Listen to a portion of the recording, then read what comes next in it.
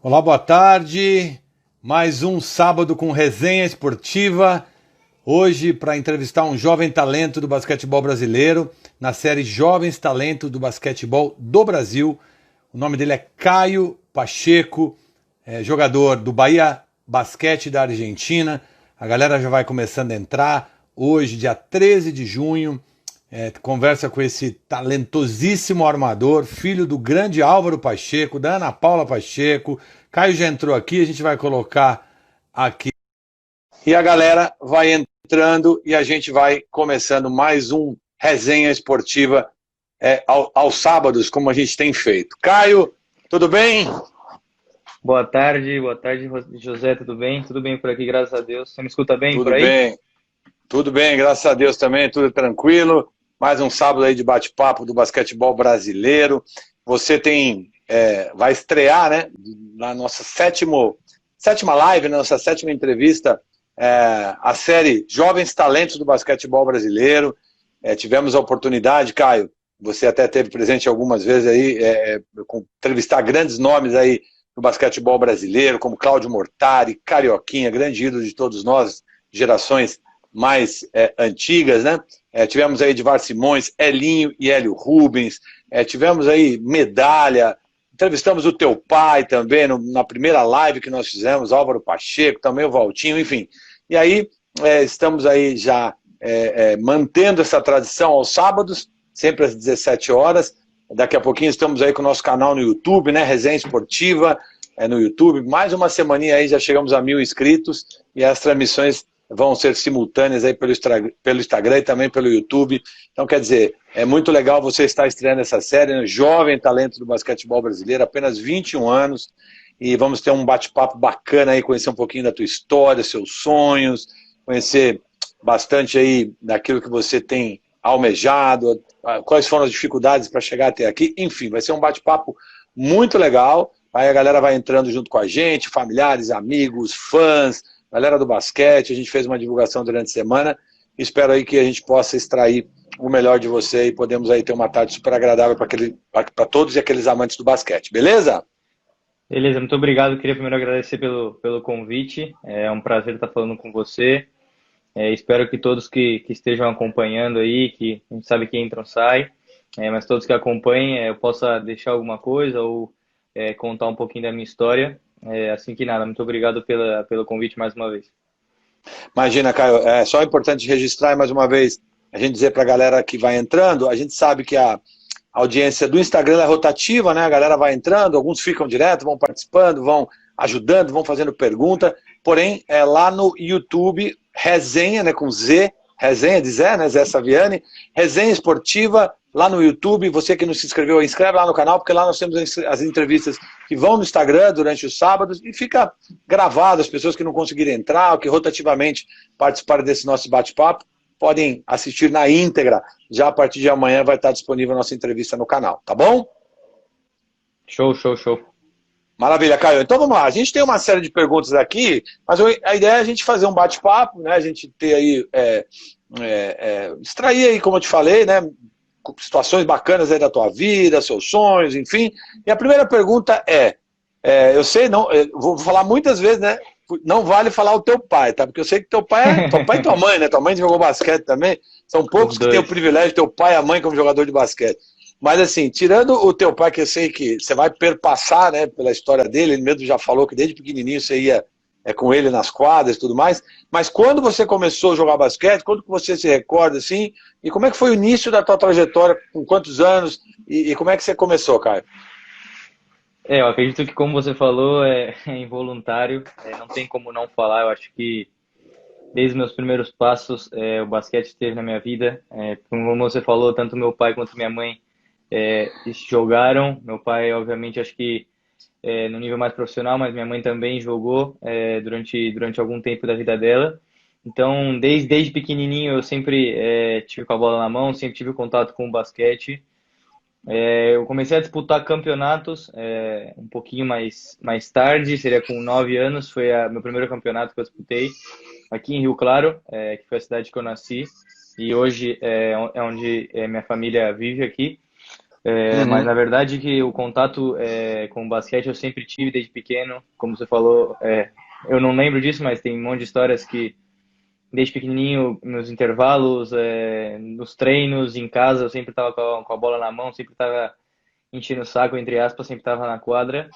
Então acho que o basquete é uma coisa que entrou na minha vida desde muito pequeno, e não acredito que vá sair, não, porque é o esporte que realmente eu me apaixonei, acho que desde o do primeiro momento, e hoje eu posso dizer que é o meu trabalho, mas também que eu amo muito fazer isso, que é um esporte que entrou na minha vida para ficar.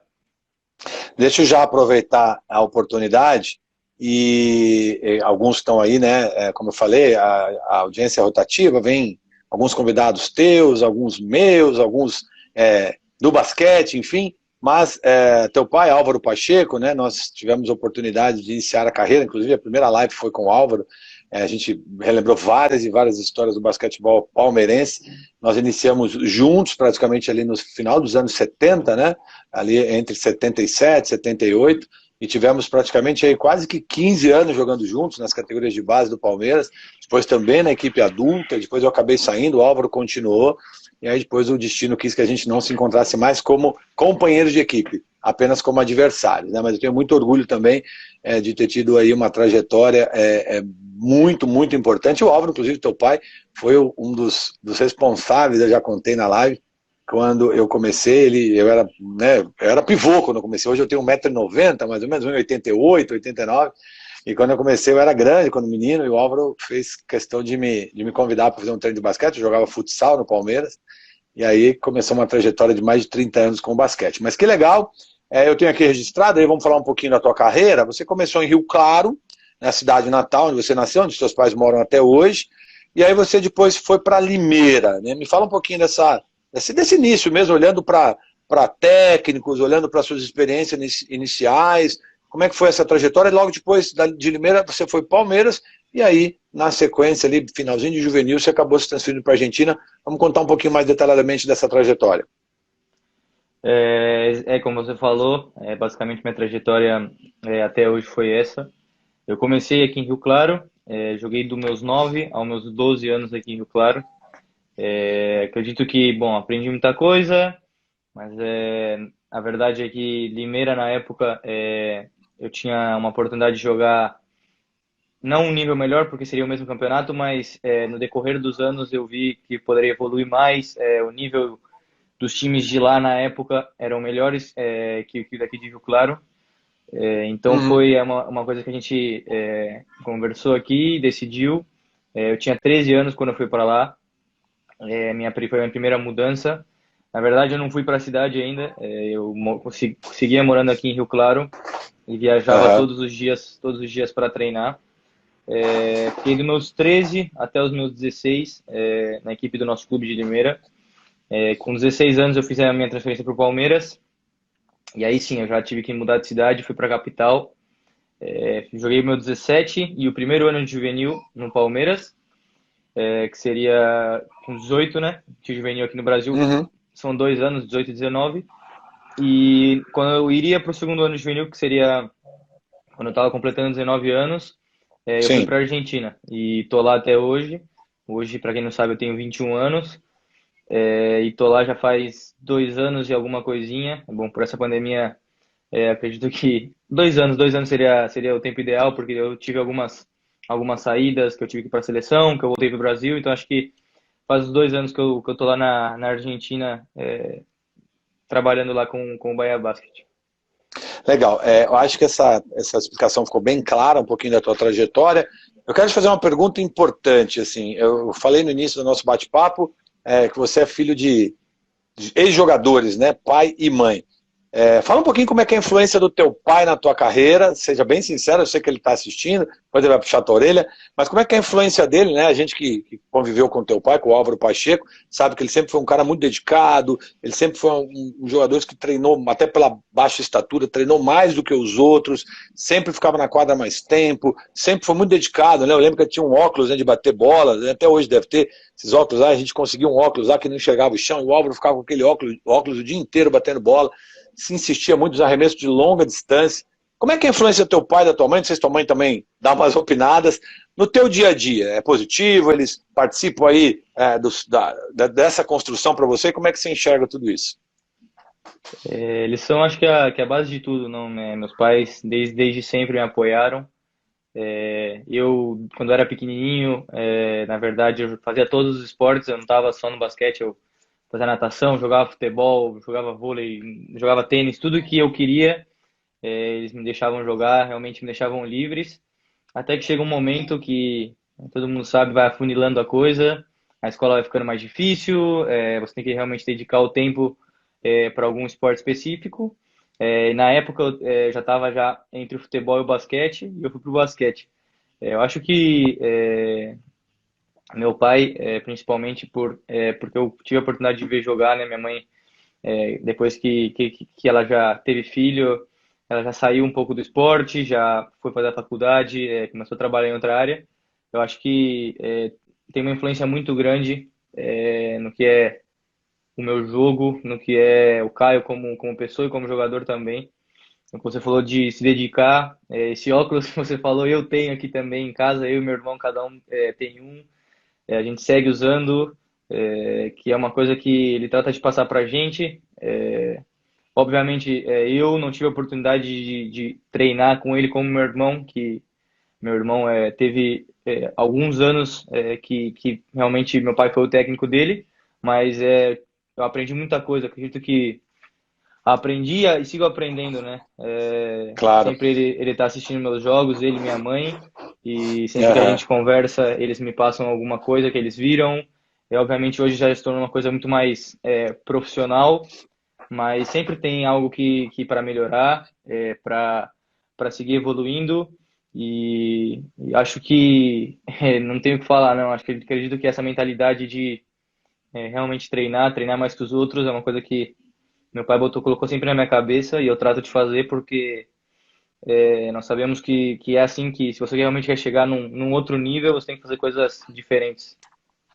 É interessante, eu estava ouvindo você falar, Caio, e muito legal essa tua fala aí, né? Porque tem muito a ver também com essa veia, né, familiar, com essa questão que o Álvaro sempre teve muito forte. E sem dúvida, obviamente, passa para os atletas que ele dirige e também para os filhos. Mas eu quero assim fazer um comparativo. Assim, a gente tem algumas histórias, né? Por exemplo, na minha época de garoto, eu não me lembro ao certo quem, mas eu lembro que tinha um jogador que o pai pagava R$ 2 a cada cesta que ele fizesse, tudo mais, tal. E era bem controverso na época, porque, poxa, os outros pais falavam, ele tem que passar bola, ele tem que marcar, não pode só dar dinheiro se fizer a cesta. E o pai é pai, né, cara, em qualquer lugar. Então, quer dizer, mãe é mãe em qualquer lugar. Minha mãe, por exemplo, sempre acompanhou nossos jogos, né, e chegou já da gravata nas brigas que a gente teve aí, né, no passado distante, vamos dizer, né, mordeu o braço do adversário, assim por diante. É mãe, pai é pai, mas ok. Mas assim, fora essa influência que você citou, o Álvaro conversa contigo, sempre depois dos jogos que ele pode acompanhar, tua mãe também, sempre procura, de certa forma, independente da influência de modo geral, né, na formação, no caráter e até exatamente na trajetória esportiva, mas, e assim, ó, ele é chato, cara, pega no teu pé, fala, cara, você precisa marcar mais, você precisa passar mais a bola. Como é que é essa relação? Quero saber nesse início do nosso bate-papo. Você conhece o senhor Álvaro, você sabe que ele cobra bastante, mas eu acredito Português, que é o português o apelido dele. é o Portuga. português. Então, ele cobra bastante, mas eu acho que a gente sempre está conversando, acho que agora na Argentina tem a oportunidade de todos os jogos quase todos os jogos passam na internet, então eles conseguem ver aqui do Brasil, e eu trato sempre que a gente conversa de realmente distinguir.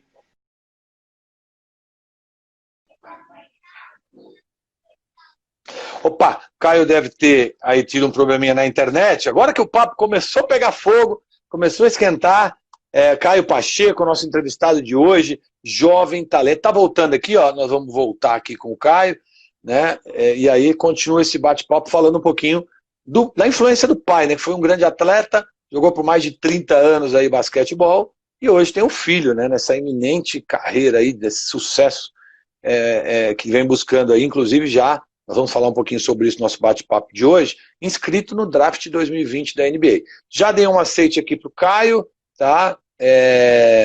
Caio está aguardando aqui a conexão. Hoje, por incrível que pareça, a conexão não está muito legal, a minha também não estava muito boa, por isso que a gente até atrasou um pouquinho. Tá? O Caio caiu da nossa live, está tentando aqui voltar, tá? Já aguardando conexão aqui. Tá?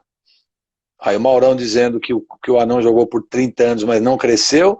Não cresceu na estatura, né, Maurão? Mas cresceu em muitas outras coisas importantes, aí, como a categoria, como a qualidade, aquelas roubadinhas de bola que só ele sabia fazer, né? As bolas de longe e tudo mais.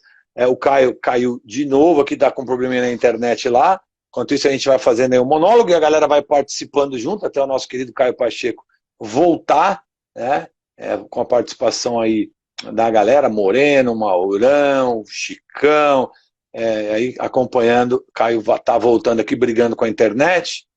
Vamos ver se a gente coloca dessa vez. Ô Português, você sabe que o seu apelido aí, você deve estar na live, é seu Nonô, né? Ó, vou falar uma coisa pra você, viu, Caio? Agora que você voltou, o apelido do teu pai, vou sacanear, já que a gente tá numa live aqui bacana, é seu Nonô Correia, tá? Você não deve lembrar do seu Nonô Correia, que é uma novela bem antiga, mas o seu Nonô é aquele que andava com o escorpião nos dois bolsos, sabe? Enfiava a mão ali no bolso, o escorpião dava uma picadinha ali, e aí pede pra ele pagar uma internet melhor aí, Caio. Não sei o que aconteceu, caiu a primeira vez que aconteceu isso. Mas não, então, fica tranquilo. Como eu estava falando, você me perguntou sobre a influência. A influência, né? Depois no dos contato jogos. Mesmo, né? Uhum. Isso. Mesmo com a distância, o contato com a minha família foi muito grande. Eu sempre fui um cara muito família, então eu trato de estar falando com eles todos os dias, se não todos os dias, a cada. Sim, todos os dias a gente trata de trocar mensagens, como eu estava falando antes. Agora, basicamente todos os jogos na Argentina são transmitidos pela internet, então eles conseguem ver. E acredito que, principalmente com meu pai, que a gente fala mais de basquete, a gente consegue distinguir quando nós estamos falando entre pai e filho e jogador para jogador, entre aspas, jogador técnico. A gente sempre me fala alguma coisa, eu trato de escutar, trato se realmente eu acredito que seja uma coisa importante para o meu jogo, trato de adquirir para o meu jogo, mas é óbvio que acredito que a gente converse bastante, mas eu vou juntando as coisas de todos os lados, não é? Ele é uma influência muito grande no que diz respeito a tanto o Caio jogador como o Caio pessoa, mas trato de escutar o melhor dele, o melhor do outro e ir juntando as coisas. Legal. A gente tem uma linha do tempo aqui bacana que conduz a nossa conversa, a nossa entrevista, a nossa live, mas eu quero aproveitar e quebrar um pouco o protocolo mediante a tua fala. E eu estava vendo alguns vídeos teus, né? Nós vamos falar daqui a pouquinho dessa inscrição no Draft 2020, que foi adiado agora para 25 de outubro. Vamos falar um pouquinho dessa tua expectativa, tal, nessa nossa linha do tempo, mas eu já quero trazer uma comparação legal com o teu pai. E é inevitável, né? A gente que conhece basquete, que viveu, que jogou. O teu pai, tem alguns colegas aí, amigos falando aqui, né? Um jogador, o Zezinho mesmo, né? Que é um grande parceiro nosso. José Lima, né? Poxa vida, um cara que a gente respeita muito, jogou junto com a gente no Palmeiras, falando que o Álvaro era muito bom em assistências, muito preciso, né? Tem um arremesso muito bom, muito rápido com a bola. Mas a altura sempre foi um ponto aí que, de certa forma, fez com que ele tivesse que se desdobrar para jogar em alto nível. No teu caso, você tem 1,87 m, 88, né, mais ou menos isso, não é isso? 88, tem uma boa impulsão. 88, 89, tem uma boa impulsão, é ambidestro, né, a gente percebe, ele joga com as duas mãos, tem um bom arremesso, enfim. É um jogador, de certa forma, mais completo para a posição de armador, né? Isso, sem dúvida alguma, faz com que você possa jogar em nível internacional, né, tanto na Argentina, que a gente vai chegar daqui a pouquinho para entrar mais em detalhes, como galgar aí outros objetivos na tua carreira. Mas o que eu queria dizer, já quebrando um pouquinho essa questão da linha do tempo, quais são as suas principais características, o que você tem facilidade de fazer com a bola na mão, enfim, ou sem a bola, e quais são os pontos que você precisa se desenvolver para a sequência da tua carreira, Caio? Eu acredito que, bom, eu não gosto muito de falar isso, porque como se autoevaluar, obviamente eu faço isso, essa autoavaliação, Avaliação. avaliação, estou falando espanhol, Em português. confundi. Não, fica Autoavaliação eu tranquilo. sempre faço, mas é difícil, realmente é difícil falar, mas eu acredito que, como você falou, eu sou um jogador que estou cada vez mais forte fisicamente. Eu sempre tive um bom talento com a bola na mão, desde pequenininho. Acredito que por esse contato que eu tive sempre com a bola, eu tenho realmente um talento em driblar a Uhum, bola, de realmente não perder. A uhum, questão das assistências também, desde pequeno, sempre me saiu fácil. Não é uma coisa que eu tenho que forçar ou buscar todo o tempo. É uma coisa que sai natural para mim. Acredito que não é uma uhum, coisa fácil de se ter. E a parte de pontuação é o que eu bom, fui melhorando durante os anos. Acredito que, como você falou, hoje eu sou capaz de definir com as duas mãos. Obviamente, com a mão direita é um pouco melhor, por tratar de ser minha mão dominante, mas eu trato de trabalhar muito à esquerda. Isso foi uma coisa que meu pai sempre falou para mim. Desde pequenininho sempre teve no meu pé. Não sei, a gente ia brincar, eu arremessava com a mão, ele falava agora arremessa com a esquerda. E acho que foi algo que foi evoluindo. E hoje eu posso dizer que eu posso tocar com as duas mãos. Acredito que, pelos números, eu sou um cara que estudo muito jogo, obviamente me autoestudo, então eu realmente vi que eu preciso melhorar a questão de porcentagem de arremesso. Eu venho melhorando meu arremesso de longa distância durante essas últimas temporadas.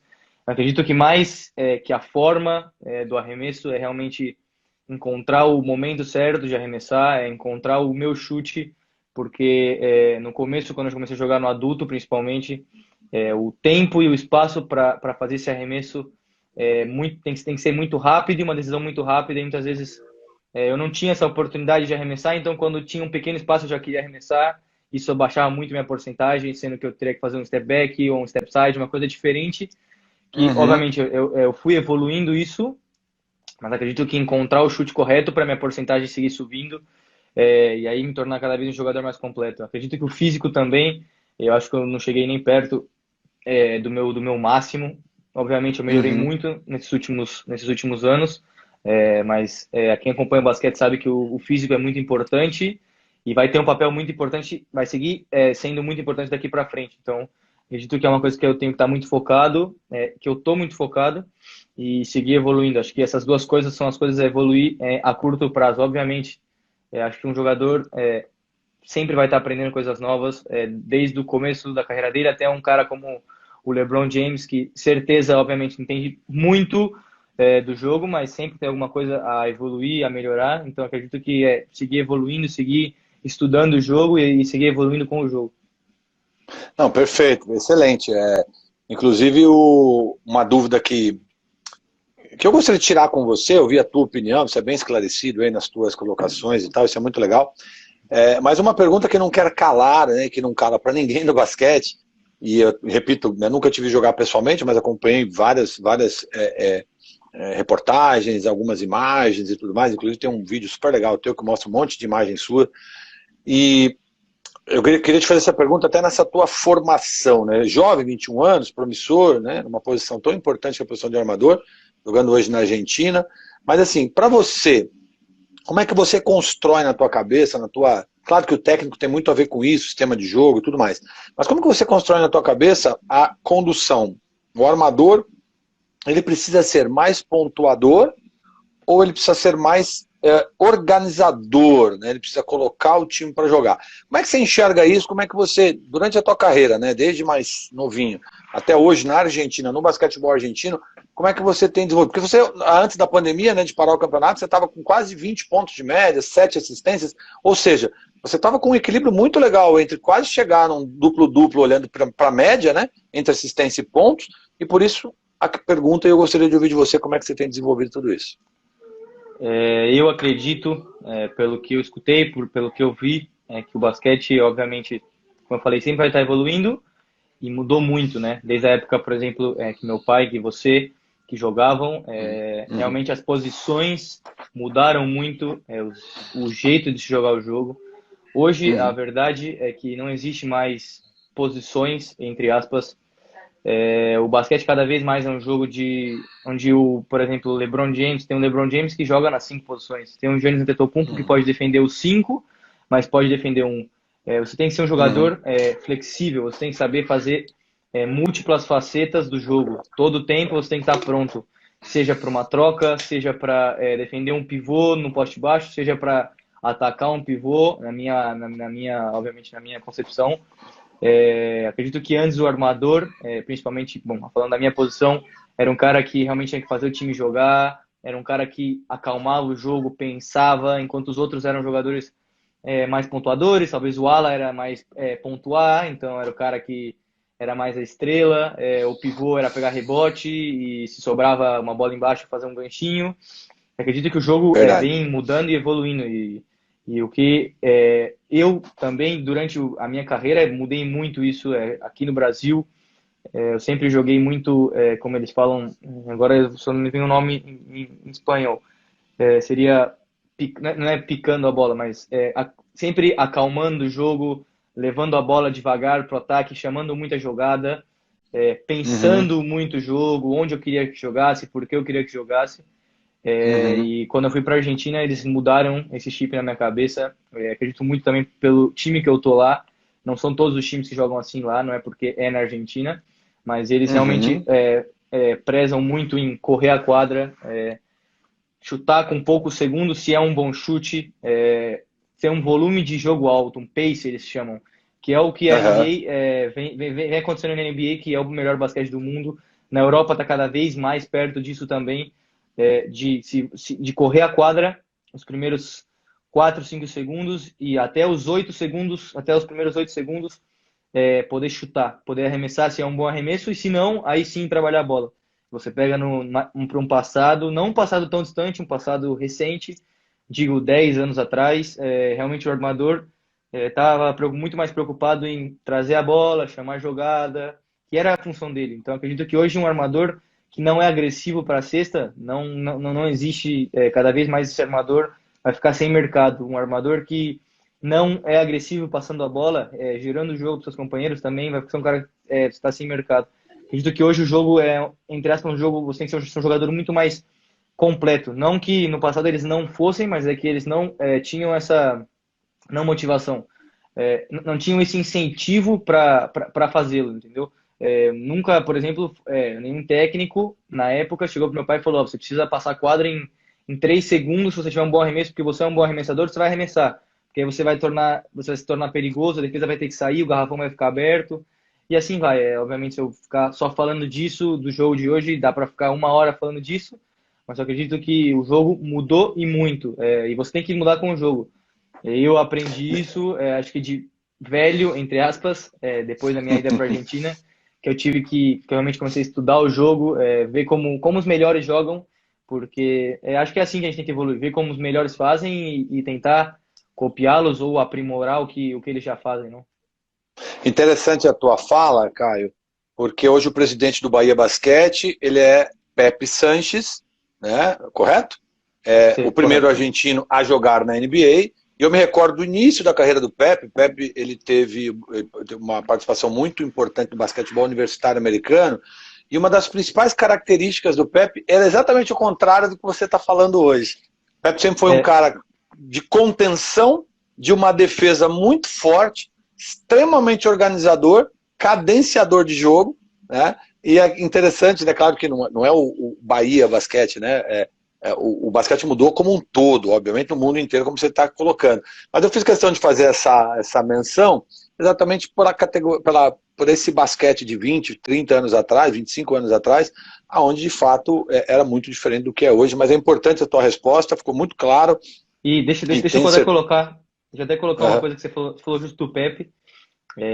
O Pepe, bom, a gente tem uma relação muito, muito legal. E ele já falou pra mim, como você falou, jogou em Temple, jogou nos Estados Unidos, e ele falou pra mim, não sei se hoje eu conseguiria jogar como eu joguei, no nível que eu joguei, pelo nível que tá o jogo hoje, né? Como você falou, ele era o cara que acalmava o jogo, que pensava o jogo, e duvido, eu não conheço, não vi, talvez um cara como o Bodiroga, talvez tenha feito melhor do que ele, mas eu pelo pouco que vi do basquete do passado, é o cara mais pensante, um dos melhores passadores que eu Sim, já vi. E, perfeito. obviamente, ele pode, ele segue passando essas coisas para mim, para os armadores, para todos, Uhum. de leitura de jogo, mas a leitura numa coisa, num nível muito mais rápido, né? Sem perder a agressividade, né? Exatamente. Ser um cara inteligente para enxergar o jogo, mas ao mesmo tempo ser agressivo com o Perigoso. basquete moderno. Perfeito. Exatamente. Legal. Deixa eu te fazer um. Legal, esse bate-papo é excelente. A gente acabou entrando aí numa leitura muito legal, como você bem falou, né? A gente que gosta de basquete, todo mundo que está com a gente aqui também adora. E poderíamos ficar aí 2 lives inteiras só falando disso. Mas fala para mim, vamos voltar um pouquinho nossa linha do tempo. Quem foram os seus ídolos de infância, né? Vale NBA, vale tudo. Vale teu pai? Quem foram os seus ídolos de infância, né? Quem que você se espelhou e ainda se espelha como jogador de basquete, como talento aí do futuro basquetebol brasileiro e mundial? Eu acho que meu primeiro ídolo, meu primeiro contato com o basquete foi o meu pai. No começo, realmente, eu não tive a oportunidade de ver ele jogando, por exemplo, no Palmeiras, ou e na maioria dos times eu vi só o final da carreira, mas era o cara que eu tinha mais próximo, o cara que eu via. Então, acredito que meu primeiro ídolo foi ele. Depois, obviamente, aqui brasileiro, acho que eu sempre olhei muito para o Huertas, porque desde o começo da minha carreira ele já estava no auge, na seleção, no Barcelona.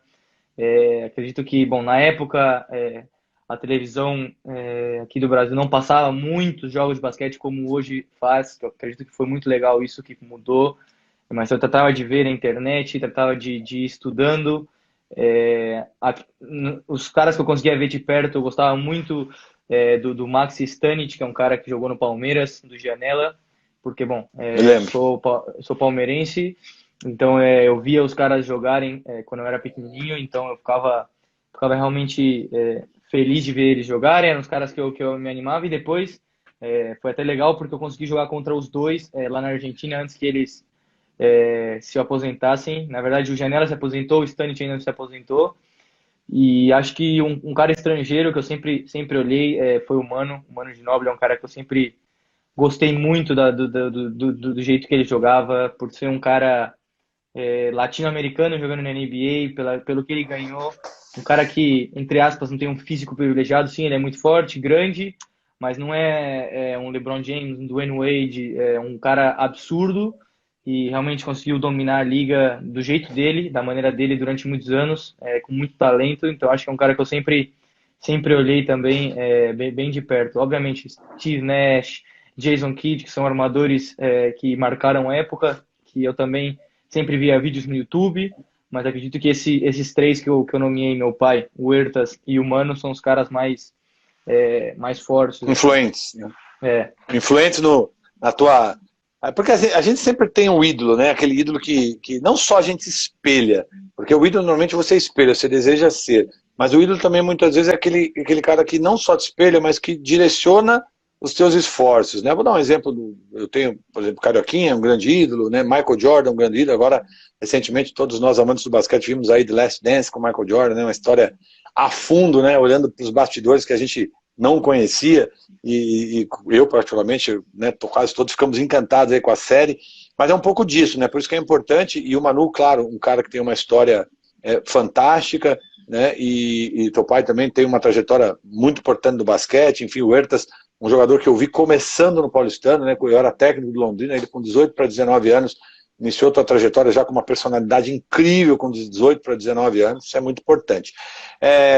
Falando em jogadores, é importante, quem foi o cara mais difícil que você jogou? Você é novo ainda, né? Tem uma trajetória ainda gigante pela frente, Deus abençoar e vai abençoar, mas quem foi o cara mais difícil que você jogou contra? Você me fala um pouquinho dos jogadores que você jogou contra, seja na Argentina, seja no Brasil, seja de campeonatos sul-americanos, né? Você disputou acho que 2 sul-americanos pela seleção brasileira. Daqui a pouco a gente vai falar de seleção brasileira, daqui a pouco a gente vai falar de Argentina, dos comparativos entre o basquete.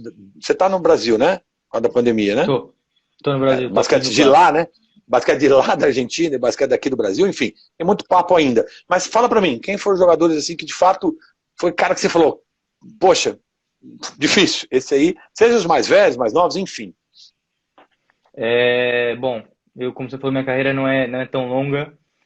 Uhum. O primeiro nome que vem na minha cabeça quando você fala um cara que foi difícil de defender, de jogar contra, É um americano que joga, na verdade não é americano, ele é jordano, ele se naturalizou, chama Dar Tucker, um Uhum. cara, é o ala do São Lourenço, é realmente um cara muito dominante, muito forte, foi MVP da Liga das Américas alguns anos seguidos.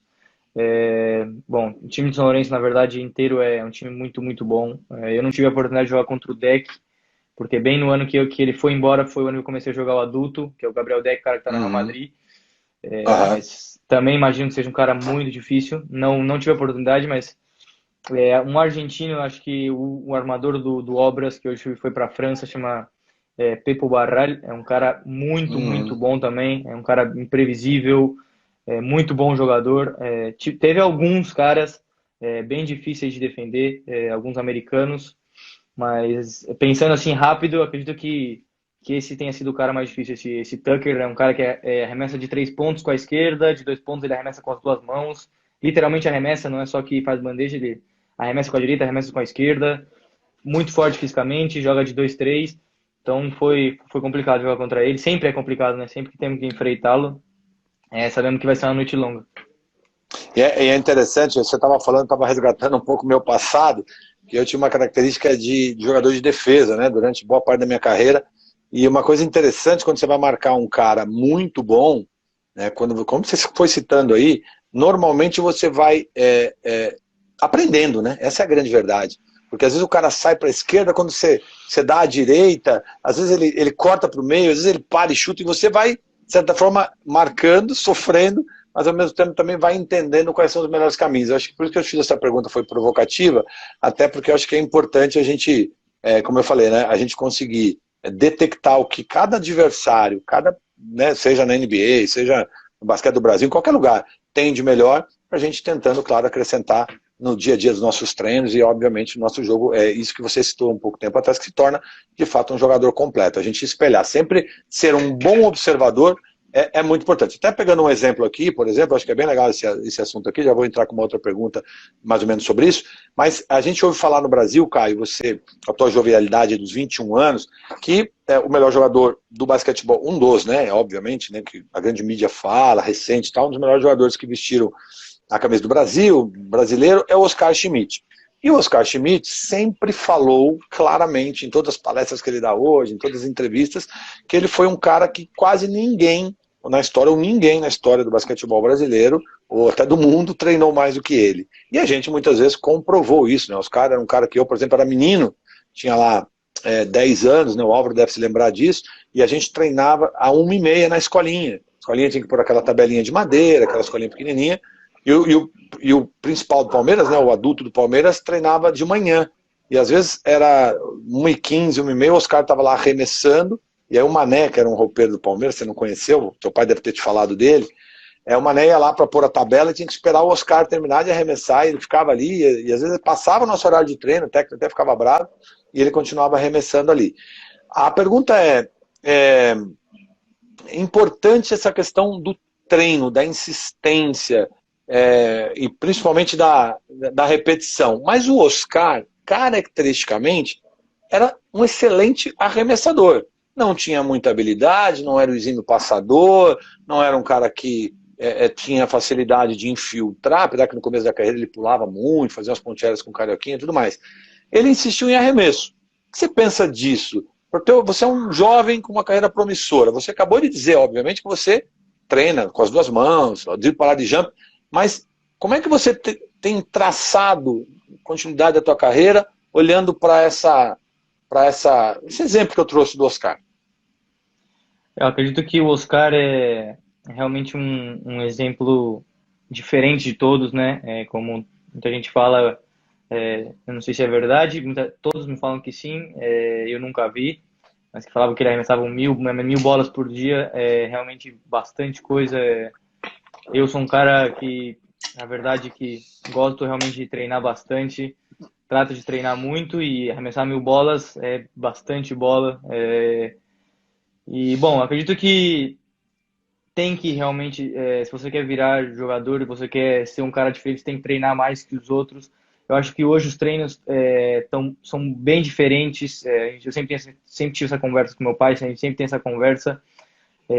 Mais para o passado, acho que Os caras realmente iam para a quadra e ficavam horas e horas e horas, como você falou, ficavam, não sei, da manhã até a tarde arremessando, não saíam do ginásio. Acredito que isso vem mudando. Hoje, com a experiência que eu tenho, é uma coisa muito mais curta, muito mais intensa. Obviamente, o chute paradinho, entre aspas, é uma coisa que vem cada vez mais saindo dos treinos. Aquele chute com o pé parado, o cara te passa, você arremessa. Que era uma coisa que acontecia muito no passado, né? E alguns clubes aqui você ainda vê acontecendo. Eu já treinei assim, de ficar 1 hora, 2 horas a mais treinando paradinho. E a realidade é que no jogo você não chuta nenhuma bola parada. Você vai chutar uma, talvez, a cada 3 jogos. Hoje o jogo cada vez é mais rápido, você tem que arremessar em transição, arremessar depois do drible, arremessar depois de correr, arremessar caindo para trás, arremessar caindo para o lado. Acredito que hoje o treino é uma coisa muito mais intensa e rápida. Então você vai lá, treina por 1 hora e meia, muito forte, seja arremesso, seja infiltrações, o que seja, e vai descansar. E depois de 2, 3, 4 horas de descanso, você pode voltar e fazer mais um treino de 1 hora e meia, intenso e rápido, porque, bom, por estudos, por um montão de fatores, chega a um ponto que não é que não faz mais efeito, mas é que começa a entrar em questão de lesões, em questão de realmente do seu corpo precisar descansar, sua mente precisar descansar, como uma aula. O pai me falou que você é professor, que você é reitor, então você sabe que chega um certo ponto que o aluno ele tá ali, mas ele mentalmente o cara já não tá tão focado como talvez no começo da aula, se passa de um certo, uma certa minutagem. Então, eu acredito que, óbvio, é muito importante treinar. Se você quer ser diferente, você tem que fazer isso todos os dias e treinar mais que os outros. Mas eu acredito que tem os momentos. O dia é longo, são 24, 8 horas de descanso. Então, você tem aí 16 horas para descansar, para alocar suas refeições, seus treinos. Então, acredito que hoje, do meu ponto de ver, a coisa vai muito mais para esse lado. Não, obviamente não sou dono da verdade nem nada disso, mas eu vejo assim hoje. Ô Caio, deixa eu aproveitar uma pergunta para colocar os nossos participantes aqui conosco e seguindo aí o teu raciocínio. Você está na Argentina já há 2 anos, trabalhou no Brasil nas categorias de base. O Rafa Plain perguntou o seguinte: exemplo que a gente viu lá, né, no querido Phil Jackson, né, aquele cara fantástico, né, aquele exímio treinador. No Brasil, na Argentina, hoje, atualmente, exemplo que você falou, né, desse estudo, do jogo ser rápido, ser exigente, principalmente a parte física, tem sido feito um trabalho mental? Tem sido feita uma preparação para que o atleta, porque a gente sabe, né, fui atleta, a gente sabe que o equilíbrio emocional dentro de um jogador, fora a questão física, técnica, enfim, tática, é fundamental na hora de decidir um jogo, na hora de se formar como um bom atleta, um excelente atleta. Tem sido feito esse trabalho? Você faz esse trabalho? O teu clube atual, ou você já passou constantemente por esse tipo de situação? Eu acredito que a mente ela é tão, ou talvez mais importante que o físico, o corpo. Os dois têm que estar em conjunto, estar em sincronia. Não existe um jogador que seja só inteligente, que só pense, que seja um cara mentalizado, focalizado e não tenha nada de físico, como também não existe um jogador, por exemplo, que eu acredito que no passado poderia existir um cara que era muito físico, mas que pensava muito pouco jogo, era um cara que realmente só saltava, não tinha pouco arremesso, era um cara que corria a quadra. Hoje é muito difícil de acontecer isso. Acredito que, obviamente, o físico, até um certo nível de competição, nas maiores ligas do mundo não existe, mas até um nível de competição existe. Existe caras fisicamente muito fortes, mas que realmente têm dificuldade em pensar ou não querem pensar. Mas eu acredito que tem que ir junto, tanto a parte mental de entendimento do jogo, quanto a parte mental de estar feliz no que você está fazendo, realmente focar no momento, não deixar que as coisas te joguem para baixo. Eu acredito que a gente lá no Bahia tem um trabalho muito legal disso, Começando a entrar, comecei a ler bastante sobre, nesse último ano, sobre meditação, Legal. a gente começou a fazer yoga lá no Bahia, pela Que legal. infraestrutura que nós temos no Dow Center. Não são todos da equipe que fazem, mas eu implementei, eu achei muito legal, uma coisa que foi realmente muito boa, estar em paz mentalmente, porque, querendo ou não, Que legal. mesmo no nível que hoje eu tô, que não é na NBA, não é na Espanha, não é na Euroliga, que são as maiores ligas do mundo, já tem uma pressão externa e interna, minha mesmo. Acho que o cara que mais bota pressão de todos sou eu. Sempre fui um cara muito cabeça dura, que quer as coisas perfeitas, perfeccionista. Acho que puxei isso do seu Álvaro.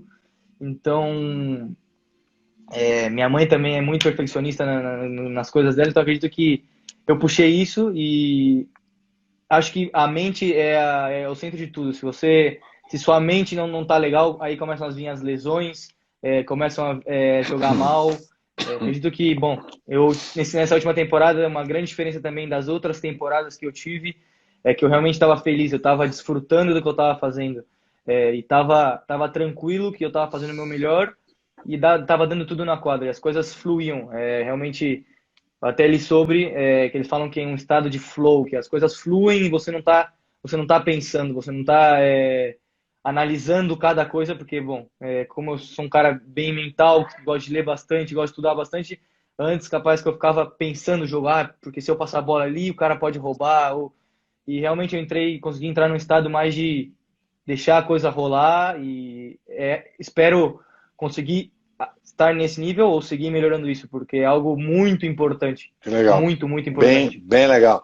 Muito legal a tua resposta. Inclusive, nosso bate-papo aí tá muito legal, muito mesmo, cara, muito mesmo. Nós vamos seguir para o nosso segundo tempo daqui a pouquinho da nossa resenha esportiva de sábado com Caio Pacheco. Eu ia deixar para o nosso segundo tempo falar de Argentina, tá? Eu ia deixar para o segundo tempo, mas o Junião, que jogou com a gente no Palmeiras, grande pivô, né? Seu pai aí sabe bem das histórias do Junião. Rogério Fernandes também, um grande outro cracaço do basquetebol brasileiro, da nossa geração. Fizeram duas perguntas que eu quero emendar as duas em uma e a gente falar um pouquinho, já dar um spoilerzinho nessa reta final da nossa primeira hora, da Argentina. Primeiro, Junão perguntou, por que vocês escolheram a Argentina? Foi fortuito a ida para investir na Argentina, na tua carreira, na saída do juvenil, primeiro ano, né? E agora você já se tornou adulto. E o Rogério perguntou, você acredita que se você não tivesse ido para a Argentina, eu vou te pôr uma saia justa, mas foi o Rogério que perguntou, só estou traduzindo aqui, tá? Empurrando para ele. Você teria se desenvolvido tanto assim, tática, tecnicamente, fisicamente, caso você não tivesse ido para a Argentina? Essa pergunta é um pouco difícil, seja político para responder, mas eu acho que é uma pergunta boa, inclusive, porque a gente sabe que o basquete da Argentina, nos últimos anos, ele está um patamar diferente do basquetebol brasileiro. Isso não é segredo para ninguém. Antes de responder, eu só vou mandar um alô para todo mundo que está entrando aí. Tem alguns amigos meus. Até entrou um argentino, Leandro Bolmaro, que tá no draft comigo aí. Então eu queria mandar um abraço para todos. Um saludo, Leita. E, bom, acho que as perguntas, vou responder primeiro a última. Então, acho que acredito que... Não, vou responder a primeira e depois a segunda. Tá. Ou as duas juntas, você que manda. Acho que eu vou dar uma juntada. Misturada. Acredito que essa ida minha para a Argentina não foi nada fácil. Realmente foi uma decisão difícil que nós tomamos aqui, porque muita gente, quando nós fomos tomar essa decisão dessa troca, nos perguntava se era realmente o correto a se fazer, se era o momento certo, o passo certo, se era o lugar certo, mas pelo projeto, por quem estava envolvido, pelas outras oportunidades que eu teria no Brasil, supostamente teria no Brasil, não? Nós tomamos essa decisão aqui no Brasil. Eu tinha mais um ano de juvenil, e as equipes que na época estavam atrás de mim, acredito que não poderiam dar a infraestrutura e o projeto que eles me deram no Bahia. Falar que não foi arriscado seria mentira, seria hipocrisia da minha parte. Foi algo arriscado, mas foi um risco que a gente decidiu tomar entre família, na época os meus agentes. A gente decidiu tomar E acredito que foi o certo, né? Até hoje, eu acredito que foi a decisão correta, porque a verdade, eu evoluí e sigo evoluindo muito lá. Hoje eu posso dizer que Bahia é minha segunda casa. Como eu nunca me senti em outro clube, eu me sinto lá, me sinto muito feliz, me sinto realmente parte da família. Obviamente, tenho um carinho imenso pelo Palmeiras e pelos outros clubes que eu joguei, mas essa minha ida para lá foi algo muito legal. Questão do físico e do meu desenvolvimento, Desenvolvimento. é difícil falar sobre se o que seria se eu tivesse ficado aqui, se seria diferente se eu fosse para a Argentina, porque não dá para saber. Eu, pessoalmente, acredito que seria muito diferente a coisa, porque lá realmente eles mudaram a minha mentalidade para o lado positivo, acredito. Realmente mudaram o meu jeito de pensar, o meu jeito de agir, desde coisas pequenas até coisas grandes, que sejam desde me preocupar com a alimentação, com o tempo de descanso, são coisas, entre aspas, pequenas, mas na vida de um atleta são essenciais. Não existe hoje um atleta que não coma bem, que não descanse bem, que não cuide do seu físico, que não cuide da sua mente. E eram coisas que talvez aqui no Brasil eu não tinha tanto incentivo em coisas como essas. Obviamente, eu pensava que estava comendo bem, comendo uma saladinha, um negócio diferente, mas foi mudando, foi mudando. Acredito que a infraestrutura que o Bahia também me forneceu desde o primeiro dia é algo que não existe, que eu saiba um clube na América Latina que possa fornecer, porque realmente, se para quem não sabe, eles têm um centro de treinamento que é o Dow Center, que eu vivi até a quarentena começar. Eu estava vivendo lá, onde a gente dorme nesse centro de treinamento, é como se fosse uma universidade, a gente dorme lá, são 3 quadras, mais uma, seriam 3 quadras na paralela e uma na horizontal, onde se joga o jogo principal. Dentro disso são 2 academias, uma de CrossFit, uma de peso, você tem esteiras, você tem bicicletas, você tem zumba, você tem pilates, você tem yoga, um restaurante. Então, tudo que eu fazia... Só de basquete? Só de basquete? Não, isso é só do Bahia Basket. Só do Bahia Basket, não tem outros esportes, não tem nada? Isso é do Pepe Sanches. Nessa estrutura? Ele tem um plano de talvez mais para frente ter outros esportes, mas hoje é só para o basquete. Então é realmente direcionado para nós. Obviamente a quadra é alugada algumas vezes no dia, alugam-se por hora para que as pessoas de fora possam ir. Até começar a pandemia, as pessoas de fora iam na academia, realmente é um complexo onde nós vivíamos. Complexo. Nós vivíamos aí. Então, acho que hoje no Brasil não existe isso. Existe sim clubes com infraestruturas muito boas, mas não que me pudessem dar essa infraestrutura. E o que eu digo não é nem da parte de academia, de quadra, isso existe aqui no Brasil, mas é realmente a questão vamos dizer, no Palmeiras eu gastava diariamente pelo menos 2 horas do meu dia em translado de ida e volta, todos os dias. Sendo 40 para ir, 40 para voltar, e trânsito, e se eu vou andando, estou cansado do treino, e eu tinha que ir andando muitas vezes do Palmeiras para minha casa. E lá eu literalmente baixo as escadas, desço as escadas e eu estou na quadra. Eu coloco o meu tênis, tomo banho e vou comer no restaurante que está ali. Não tenho que ir até o Palmeiras para comer, porque era onde tinha minha comida, onde eles me davam a comida. Obviamente, essa é uma realidade muito diferente, que não todas as pessoas podem ter, mas graças a Deus eu tive essa oportunidade e trato de aproveitar ao máximo. Trato de sugar tudo. Daqui a pouquinho nós vamos falar na nossa segunda hora, já está quase fechando a primeira hora, nós vamos falar de diferença do basquete argentino. Você falou já de algumas diferenças, mais do Bahia, mas de diferença técnica, tática, de estrutura, de organização, vou te colocar numa saia justa aí, né? Mas olhando para a evolução, né, do nosso basquete, evolução de quem ama o basquete, quem já trabalha com basquete aqui no Brasil ou na Argentina mesmo, mas assim, antes de a gente ir para falar de seleção brasileira, falar de NBA, tem um monte de coisa legal ainda para a gente conversar, mas eu queria te fazer a seguinte pergunta, em relação ainda a essa questão aproveitando aí o gancho do Rogério e do Julião. Hoje, o basquetebol argentino, né, olhando para a competição mesmo, né, para os jogos, qual que é a principal diferença? Você falou de estrutura, mas qual que é a principal diferença, na tua opinião, hoje? Claro que você acompanha o basquetebol brasileiro, sem dúvida alguma. Qual que é a principal diferença hoje para você que está lá, né, há 2 anos, vivendo isso? Eu quero mais assim a resposta baseada na questão jogo, não na questão organização fora da quadra, escola de técnico e tudo mais. Jogo. Qual que é a principal diferença, digo do basquetebol caseiro, tá? Basquetebol de clubes mesmo, não seleção e tudo mais. O que você entende como principal diferença? Pelo que você detecta e percebe aí. Acho que é meio difícil de eu responder essa pergunta, principalmente pelo fato de eu não ter jogado profissionalmente no Brasil. Eu só joguei a base e não joguei a base lá. Então, eu fiz a base no Brasil e a parte mais profissional, entre aspas, lá. Eu acredito que, em questão de formação de jogadores para o jogo, tem uma diferença grande. O que você falou de clubes, realmente lá, principalmente em Bahia, que Bahia é considerada a cidade do basquete na Argentina, é como se fosse Franca do Brasil. Franca.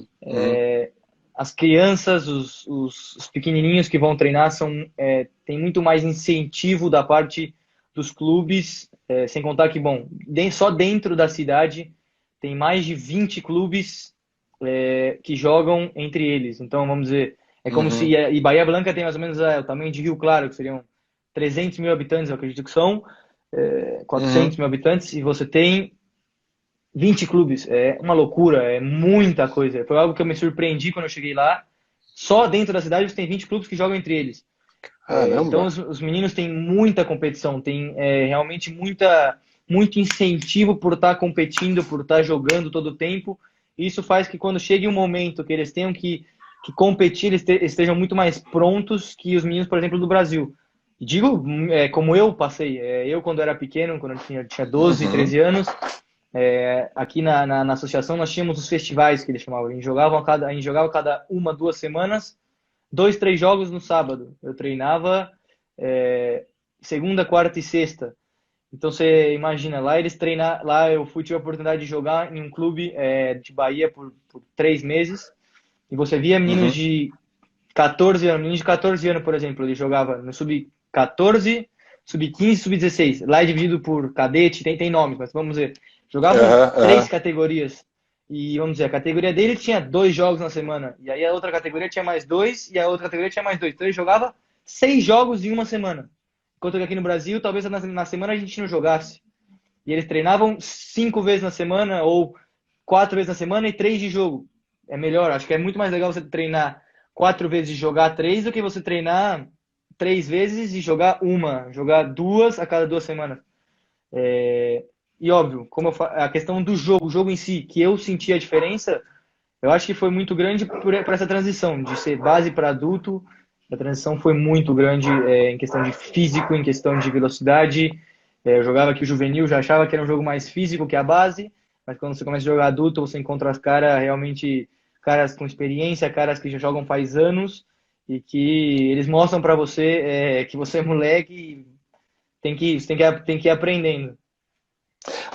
Só para a gente fechar ainda, falta 2 minutinhos para essa primeira hora para a gente renovar aqui e continuar o bate-papo, Caio, mas só para complementar a tua fala, isso é basicamente, não sei se você tem essa resposta, né? Mas é basicamente em toda a Argentina ou basicamente no Bahia Basquete, em relação a essa estrutura de 20 clubes? Fiquei impressionado, né? 20 clubes numa cidade de 400 mil habitantes. É comum isso na Argentina, olhando para o basquete? Eu disse 20, mas porque eu tirei um número aí, mas eu acredito que possa ser até mais. Eu acredito que não são todas as cidades que são assim. Como eu falei, Bahia é realmente a cidade do basquete, mas tá. o basquete em geral na Argentina é um esporte muito mais valorizado do que é no Brasil. Eu acredito que no Brasil ele vem crescendo, vem uma crescente muito grande nos últimos anos. Como eu dei o exemplo da TV, que, por exemplo, quando eu era menor, era difícil de ter jogos constantemente na TV. E você tem, por exemplo, hoje o NBB, que todos os jogos são transmitidos, que é uma coisa muito legal. Mas eu acredito que na Argentina realmente o basquete é muito mais valorizado e as pessoas apreciam muito mais o esporte. Óbvio também pelo recente, que eles ganharam um monte de campeonatos, mas acho que é por aí a coisa. A gente tem algumas perguntas importantes, o papo está bem legal, nós vamos falar. Principal diferença do basquete brasileiro e argentino, aí sim, olhando para a organização, escola de técnicos, você já falou um pouquinho, né, da questão do Bahia, né, com tanta estrutura para a base, principalmente, né, a questão de fundamento, você também já respondeu.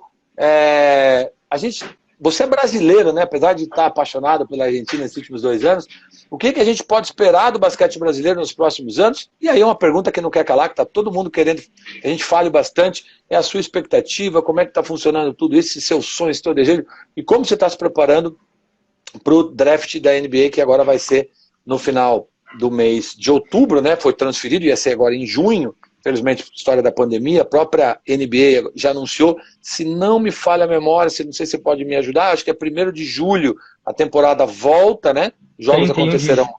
31. 31, né, de junho, isso.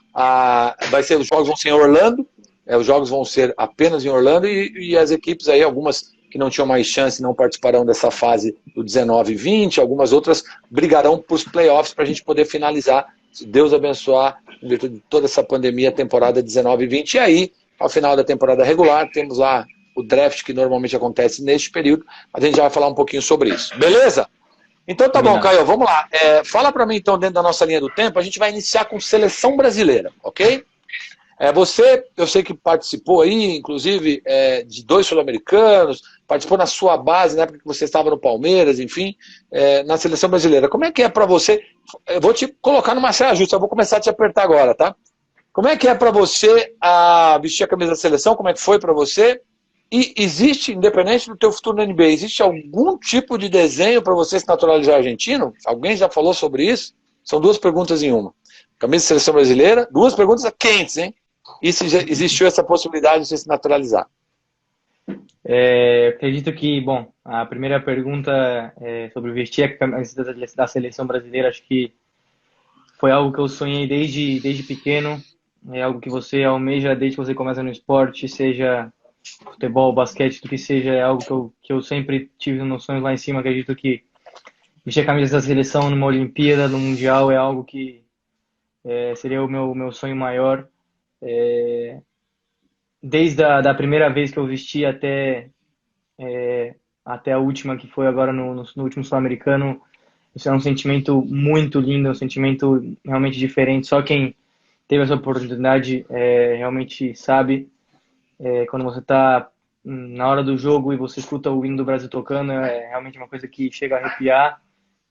Então é uma coisa muito legal e que eu espero conseguir conquistar coisas maiores com a seleção, porque é realmente uma coisa que eu sonhei desde pequeno.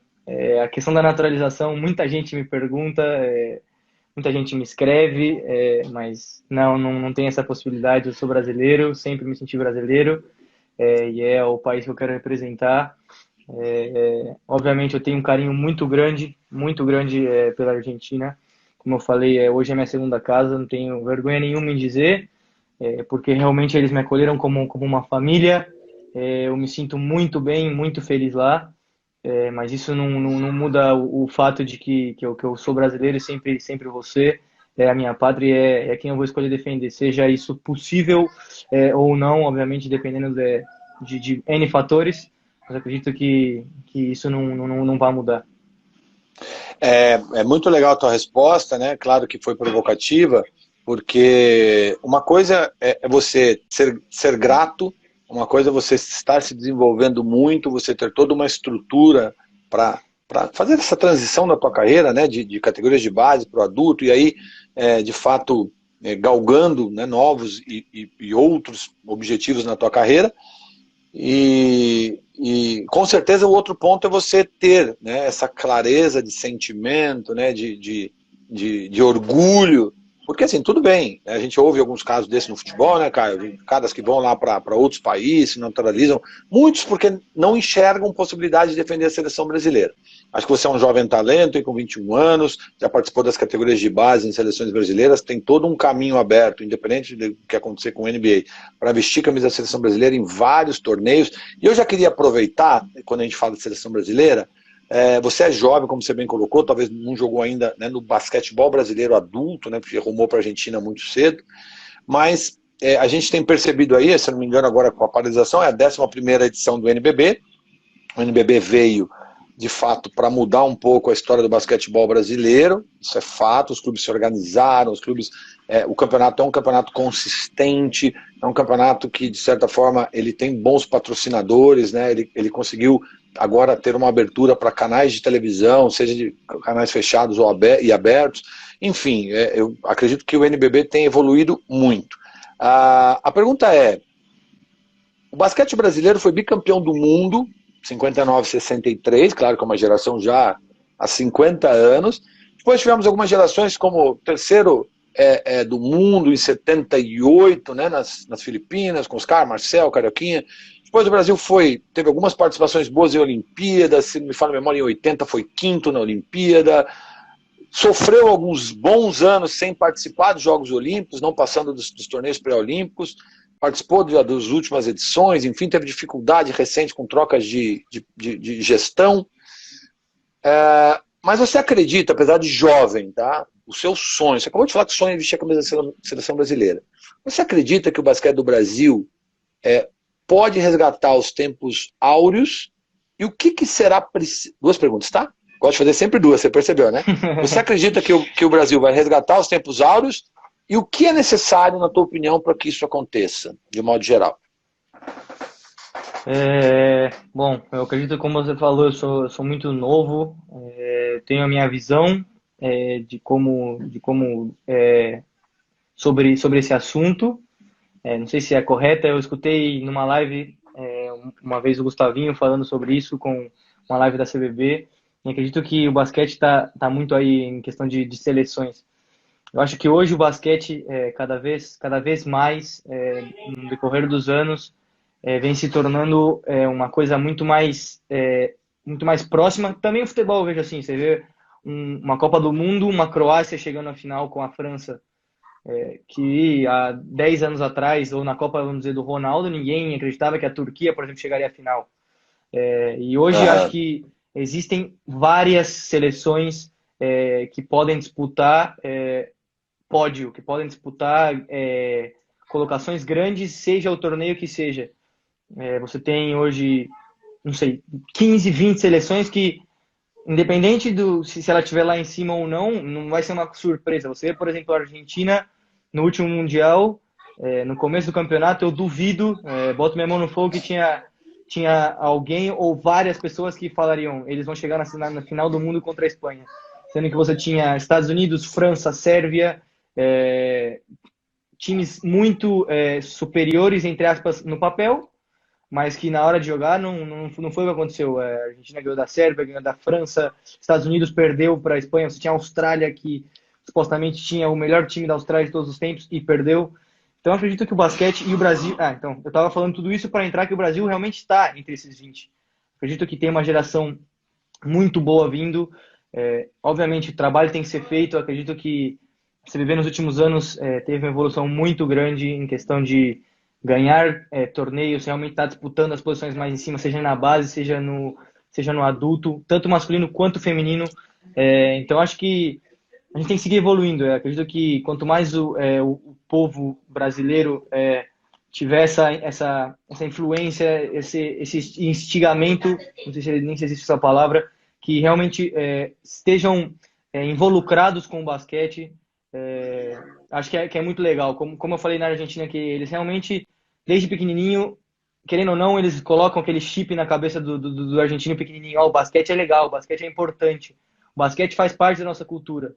Eu acho que isso tem que acontecer no Brasil, porque nós somos um país muito maior do que a maioria dos países, das potências no basquete, em questão de área, em questão de cultura, em questão de genética. Nós poderíamos ser um país do mais top, como realmente já estamos numa evolução muito grande, mas você vê, no Brasil você tem realmente todas as raças, você tem cara grande, você tem cara pequeno, você tem cara forte, você tem cara explosivo, e, por exemplo, na Espanha, que é um país pequeno, com uma área pequena, como eles formam tantos jogadores tão bons durante várias gerações. Eu acredito que eles realmente têm essa cultura, que o basquete para eles é algo importante, é algo que você tem que colocar e investir. Então, acho que no Brasil isso já vem acontecendo e tem que acontecer cada vez mais.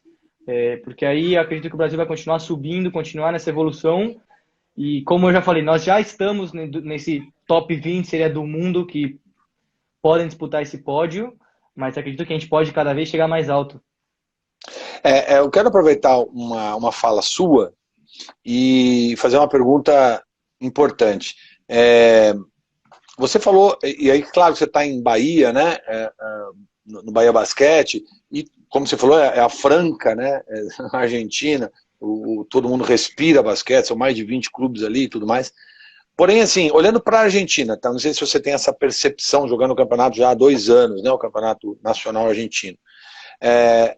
Eu me recordo de uma época, né, em que o basquete tinha muito destaque, foi muito legal essa tua fala, por isso que eu quero fazer essa provocação de novo. E na época que eu comecei a jogar basquete, por exemplo, o basquete era considerado o número 2, o esporte número 2 do país, né? Nós tínhamos o futebol, que sempre foi, eu acho que por muitos anos vai continuar sendo o esporte número 1, e o basquete era o esporte número 2. E de certa forma, eu me recordo como se fosse hoje, até contei numa live aqui, Caio, que na minha primeira experiência como dentro de uma quadra de basquete, tinham 175 crianças de 7 a 9, 10 anos, numa quadra de basquete. O Carioquinha era o técnico, ele tinha acabado de voltar, né, do Campeonato Mundial, onde a Globo mostrava os jogos, onde Ibirapuera lotado com 15 mil pessoas, torneios internacionais com Iugoslávia, União Soviética, Estados Unidos e outras seleções importantes do mundo inteiro, né, vinham aqui jogar no Brasil e vice-versa, o Brasil ia jogar fora. E isso era muito importante, porque você tinha jovens, né, talentosos, grandes, indo para o basquete, era o esporte número 2, e isso, de certa forma, quando você tem muita quantidade, você consegue extrair mais qualidade, isso é fato. Acontece nos Estados Unidos hoje, com mais de 600 aí, universidades que têm esportes e basquete no país todo. A questão é, o basquete na Argentina hoje é o número 2? E no Brasil, você acha que o basquete está em que lugar, na tua opinião? Olhando um pouco para o histórico recente do esporte. Eu acredito que na Argentina seja sim o esporte número 2. Você tem lá o rugby, que é muito forte, o rugby argentino. Mas acredito que o basquete seja obviamente o futebol, ainda acredito que é o primeiro lá também. Eles são um país, a Argentina é um país que realmente tem um povo muito apaixonado pelo futebol, tanto que no começo, quando eu fui para lá, tinha esse preconceito pelo futebol, que os caras eram, tipo, ia ser meio babacas, que os caras eram frios, como, bom, pelos jogos da Libertadores, que era o meu único contato com a Argentina. E, na verdade, foi todo o contrário, né? Mas acredito que hoje sim seja o segundo esporte lá. Eles têm bastante influência no polo, no rugby, a natação, creio que vem crescendo. Mas lá eu acredito que o basquete seja o segundo. Aqui no Brasil, pelo meu modo de ver, eu acredito que hoje o futebol continua sendo o primeiro e, como você falou, vai continuar sendo por tudo que conquistou, pelo que é o futebol no Brasil. Mas eu acredito que está entre o vôlei e o basquete, talvez a natação sempre vem forte também aqui. Mas acredito que está entre os dois. Eu vejo hoje, do meu modo de ver, o basquete numa ascensão muito grande, o vôlei não tem não vem tendo tanta influência na televisão. Por exemplo, é que eu, particularmente, não tenho muita oportunidade. Agora, na quarentena, eu estou tendo mais oportunidade de ver, mas não está tendo esporte. Então, só VT, VT, VT. Só reprise. E agora voltaram alguns jogos, alguns campeonatos de futebol só. Mas acredito que o basquete vem uma evolução muito grande, como eu falei. Essa evolução é muito legal e muito importante. Tem que seguir evoluindo, como você falou. Eu nem sabia que nessa época que você começou, o basquete era tão forte. Mas é difícil de você ver hoje numa quadra 170 crianças querendo jogar, querendo entrar numa escola de basquete. É difícil, você pode ver 300, 400 crianças querendo entrar numa escola de futebol, mas Não acontece isso no basquete frequentemente. E se você sai do estado de São Paulo ainda, acredito que isso aumenta drasticamente, muito, muito, muito. Ou seja, você não vê, por exemplo, um menino do Amazonas com uma oportunidade de treinar numa escola de basquete, não querendo desmerecer o Amazonas, longe disso, mas é realmente a realidade hoje do basquete brasileiro. Acho que vem evoluindo, vem tentando levar para todos os estados, mas é uma coisa muito centralizada ainda, muito, muito nos estados maiores seria. O papo é bem legal, né? Opa, o papo é bem Caiu, tá? bacana aí, deu uma caída de celular. O papo é bem bacana, bem legal, acho que é bem profundo nesse sentido, mas eu acho que é um pouco cultural também, né, cara? Porque né, eu, teu pai, você são duas gerações bem diferentes, né? Você tem 21, eu tenho 52, são 30 anos de diferença. Porém, tem dois pontos importantes que eu gostaria de comentar em cima da tua fala. A primeira delas é em relação aos clubes. Na época nossa, lá, 30 anos atrás, os clubes eram muito fortes, né? Você tinha no Palmeiras lá, final de semana lotado, eu não sei se 2, 3, 4, 5 mil pessoas no Palmeiras, em todos os clubes, né? Paineiras, São Paulo, Pinheiros, Hebraica e assim por diante, olhando para São Paulo. E hoje em dia, a gente sabe que os clubes perderam muita força, por causa dos condomínios, por causa da própria estrutura, por causa da própria cultura. Então, quer dizer, tudo isso faz com que a criança, de certa forma, fique mais, até pela violência das cidades grandes, então ela fique mais trancafiada dentro do seu mundo ali, da sua residência.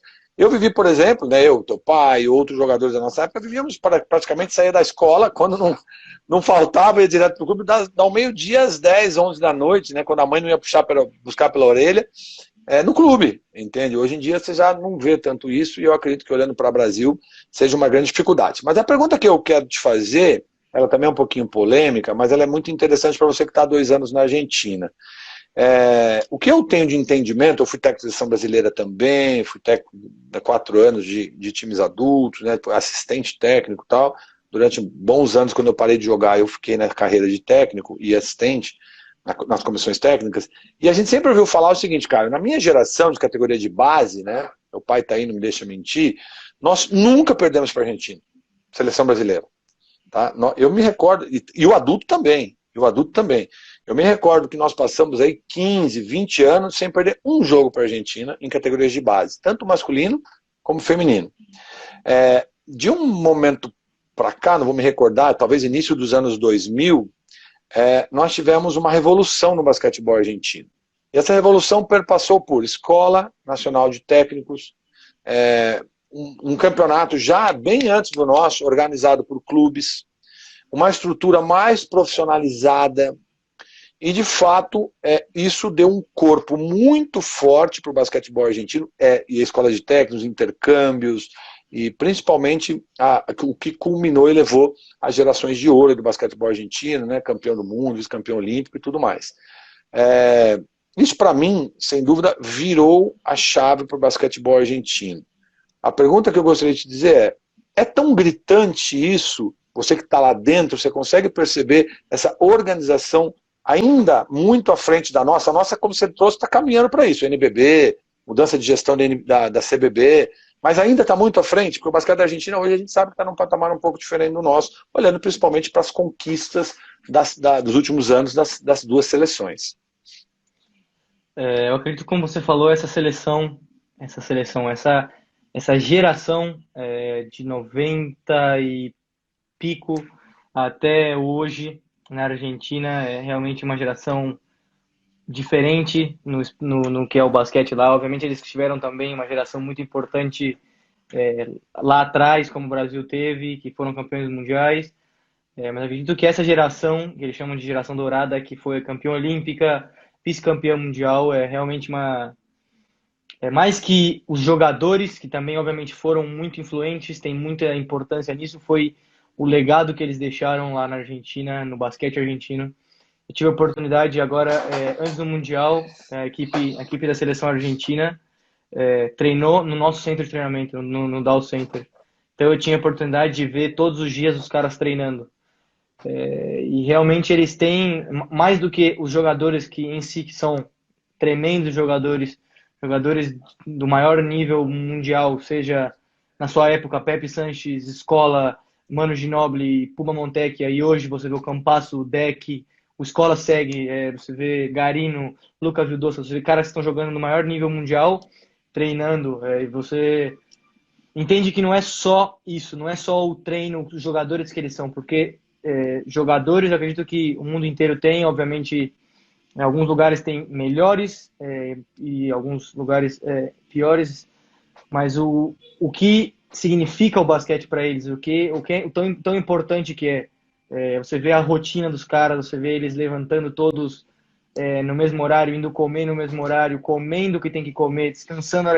Por exemplo, quando eles estavam lá, a gente já tem horários de descanso que a gente não pode fazer barulho, mas quando a seleção argentina chegou lá, a partir de um certo horário da noite, a gente não podia mais fazer nenhum barulho, porque era a hora de descanso deles. Certo momento do dia, todos eles iam comer junto, em equipe, e se não chegava no horário, isso aí a gente ficou sabendo, tinha que pagar a multa. Obviamente, isso também existe na seleção brasileira, mas eu tive a oportunidade de ver de perto realmente quão eles estão ligados para os detalhes e para esse legado que os caras mais antigos deixaram para ele. Não é que eles foram campeões ali em 2004, porque eles se juntaram lá em 2003, falaram, ó, vamos lá, molecada, vamos se juntar aqui, encaixou, os caras ganharam. Não, eles foram campeões em 2004 porque desde o juvenil, que eles perderam para a Austrália na última bola, eles foram vice-campeões mundiais, eles já estavam juntos, já estavam jogando juntos. A maioria, né, a grande maioria, a base da seleção. Então, acredito que é isso que a gente tem que fazer, trazer cada vez mais bons jogadores, talentos para estar treinando junto, para estar evoluindo junto, e quando chegar o momento que a gente está o melhor possível e explodir na hora que tem que explodir, quem sabe conseguir coisas inéditas para o Brasil ou coisas inéditas principalmente para essa geração nova dos últimos anos que a gente, infelizmente, não é que não vem ganhando, mas não, faz muito tempo que o Brasil não ganha no basquete um torneio grande, como uma Olimpíada, um Mundial. E, na verdade, como eu falei, hoje a coisa está muito afunilada. Se você bobear contra o Brasil, você vai perder. Se você bobear contra não sei, a Letônia, você vai perder. Como se não existe mais isso os Estados Unidos é primeiro, a Espanha é segundo e depois a gente vai brigar pelo terceiro. Não é mais assim a coisa. Realmente, para ganhar, você tem que jogar e mostrar que o seu nível está alto. Você vê, por exemplo, no Mundial, nós tínhamos o jogo contra a Grécia, o Antetokounmpo é o MVP da NBA, e com a estratégia que o Brasil fez, conseguiu contê-lo, conseguiu fazer ele fazer faltas, fazer ele realmente trabalhar para receber a bola, e ganhamos da Grécia. Quem colocaria que nós ganharíamos da Grécia no começo do campeonato? Difícil. Poucas pessoas diriam, não, o Brasil vai ganhar da Grécia porque a gente vai conseguir conter. Tanto que aquela conversa antes do jogo, falar, e agora, quem que vai marcar o Antetokounmpo? Quem que os caras vão colocar? E conseguiram. Eu acredito que o basquete está cada vez mais parelho e uma coisa mais difícil de se falar antes do jogo. Legal, muito boa a tua resposta. Eu queria emendar também perguntando o seguinte, você que está aí na base, né, você que é um jovem brasileiro, que participou dos últimos sul-americanos e tudo mais, eu particularmente já estou há 12 anos, trabalho com educação, né, já estou fora do basquete, acompanho, né, sempre que posso, fora as conversas que a gente tem tido aí no Resenha Esportiva com técnicos de ouro do basquetebol, acompanho sempre, mas uma das questionamentos que eu faço e que eu mesmo de fora percebo, Caio, e você pode dizer isso com toda a propriedade, é uma questão de transição para mim, né? Você até chegou a citar aí a geração de ouro da Argentina e tal. Para mim, o grande segredo de você manter gerações vencedoras, e é muito difícil, é como que você faz as transições. Tá? Então eu percebo que no Brasil, nós temos uma geração com Leandrinho, teve um nome importante na NBA já em fim de carreira, né? Nenê, Marquinhos, outro Giovannone, que agora, né, recentemente estava na seleção brasileira. Nós temos jogadores, Varejão. Alex, Varejão, enfim, essa galera que, de fato, essa geração dá dó de não ter ganho nada expressivo, porque esses jogadores individualmente tiveram passagens bem importantes nas suas carreiras, né? Alguns deles até um destaque na NBA. E aí minha pergunta é, como é que está essa transição? Porque essa galera praticamente aí, né, esse que ficou nos últimos 12 anos, 10 anos na seleção brasileira, já estão aí em fase de passar o bastão. E essa transição, como é que ela tem sido feita? Como é que é? Eu sei que o Gui é um cara muito sério, ex-jogador, empresário, um cara, de fato, que eu respeito muito pela sua trajetória e tua história, que está à frente da CBB e tentando ainda apagar incêndio, né, desde que entrou. Mas como é que você entende, você que está hoje no meio disso, né, um jogador de seleção brasileira de base, se Deus quiser, de adulto. Como é que está essa transição? É uma transição, mesmo com essa equiparação do jogo que você citou, é uma transição que nos dá esperança de ter um Brasil forte, olhando para desempenho técnico, físico e tático, individual, claro? Eu acredito que é uma pergunta também difícil de se falar, tratando do fato de eu não ter tido contato com a maioria desses jogadores. Acredito que eles ainda têm alguns anos na seleção. Pelo último Mundial a gente pôde ver isso. Obviamente, não vou ser hipócrita de falar que eles vão estar mais 10 anos, porque a idade chega a um ponto que não vai dar. Como você vê, por exemplo, o Scola jogou o último Mundial com 39 anos, ia jogar essa Olimpíada no ano agora, de 2020, mas foi para o ano que vem, e ele nem sabe mais se vai jogar, mesmo fazendo um Mundial com média de quase 20 pontos por jogo, estando no quinteto ideal. Então é uma coisa que tem que pensar realmente. Eu acredito que o Brasil tem, sim, jogadores muito bons e que podem gerar frutos no futuro próximo. Você tem casos aí recentes, você tem o Didi, que foi draftado para a NBA, você tem o Scott Machado, que é um cara que também já jogou na NBA, você tem o Bruno Caboclo, você tem o Felício, e assim por diante. Acredito que são caras que vão estar, não quero ficar citando nomes em si, porque eu certeza eu vou esquecer de alguém, mas enfim, a galera está nos ajudando aqui, ó, Túlio Silva, né, tem aqui, ó, galera, opa, agora foi eu cair aqui, Túlio Silva, a galera está citando aí, você citou já o Caio, o Iago, né, enfim, eu acho que é uma geração importante. Eu só me preocupo, o próprio Lucas Dias, né, mas eu acho que o mais Jorginho, importante, independente dos opa, nomes, é realmente essa geração que está vindo seguir trabalhando, seguir evoluindo, e como eu falei, conseguir fazer um time competitivo, fazer uma seleção que entre nesses top 20, entre aspas, que hoje o Brasil está, para competir e formar uma família, um grupo que possa seguir evoluindo. A gente, bom, por sorte, não sei se por sorte não, por mérito, nos últimos 2 anos que teve o Sub-21, que seria a categoria mais próxima do adulto, a ter Sub-21 sul-americano, e nós ganhamos 2 anos. Então isso mostra que realmente a base brasileira